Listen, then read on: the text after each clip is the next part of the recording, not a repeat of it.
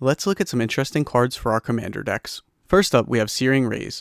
3 mana, 2 and a red, sorcery. Choose a color. Searing Rays deals damage to each player equal to the number of creatures of that color that player controls. I wanted to mention the ruling for this card because I think it's important. It reads, you choose the color on resolution. Your opponent does not get to respond between the color choice and the damage happening. They need to use any damage prevention they want before you choose a color. I absolutely love Searing Rays, and it's really good at punishing that token player in your play group that loves to flood the battlefield with creatures. Because at some point in the game, there's a good chance that their creature count exceeds their life total, and that means that this spell will just take them right out of the game. But this doesn't have to just be used as some kind of counter to creature tokens. Any decks that play creatures will have creatures on the battlefield, and for only 3 mana, you could end up doing quite a bit of damage to each player, potentially yourself, so you need to be careful what color you choose, but obviously you'll play the card at a time that's best for you, right? Speaking of cards that punish players for having too many creatures on the battlefield, Netherborn Failanks. 6 mana, 5 and a black, creature, horror, 2/4. When this creature enters, each opponent loses 1 life for each creature they control. Transmute, 1 black, discard this card, search your library for a card with the same mana value as this card, reveal it, put it into your hand, then shuffle. Transmute only as a sorcery. I think this card is a very underrated reanimation target. People love to loop stuff from their graveyard in their reanimator decks, and this can actually drain your opponents for a lot of life. And I think more people should play it in their decks. And the fact that you could transmute it means you could put it into the graveyard, so you don't have to worry about, oh no, I drew it and I don't want to cast this for 6 mana. Even though, to be honest, later in the game, casting this for 6 mana is also devastating, so it's not even that bad. But yeah, you could transmute it to put it into the graveyard and get another 6 mana thing that you want. Gravity Well. 3 mana, 1 and 2 green, enchantment. Whenever a creature with flying attacks, it loses flying until end of turn.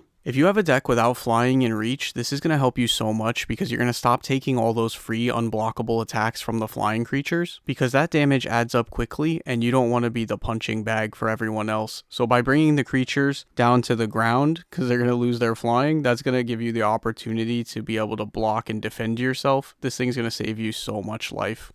Spiritual Asylum. 4 mana, 2 and 2 white, enchantment. Creatures and lands you control have Shroud. They can't be the targets of spells or abilities. When a creature you control attacks, sacrifice this enchantment. Nothing good usually comes from your opponents targeting your creatures or lands with spells or abilities, so giving them all Shroud allows you to set up and protect your stuff. And since Shroud also stops you from targeting your stuff, it's kind of nice that it will sacrifice itself when you declare an attack, because then you'll be able to target your stuff when you need to. And also, if there's one thing I've learned, it seems that people don't like to attack until they're ready to go for some kind of big play, so this is a good way to protect your stuff and lead up to that moment. Backfire. 1 blue mana, enchantment aura, enchant creature. Whenever enchanted creature deals damage to you, this aura deals that much damage to that creature's controller. This card is great against any creature that pings people for damage, something like a Sir Konrad the Grim, for example, because then your opponent is also going to take the damage and you could turn that ping each opponent into basically a group slug style effect. And it's also really good to equip it to someone's attacking threat, because now they're unlikely to attack you because they're not also going to want to take the damage, so they'll likely attack one of your opponents. So it kind of saves you there too. Let me know in the comments down below if any of these cards could be a good fit in some of your decks, and also let me know about any other underrated or underplayed cards that you play with, because there's nothing better than that reaction of someone questioning what the card does and asking to read it because they've never seen it before. And if you want to see more cards like that, be sure to check out the playlist featuring this series, Interesting Cards for Your Commander Deck.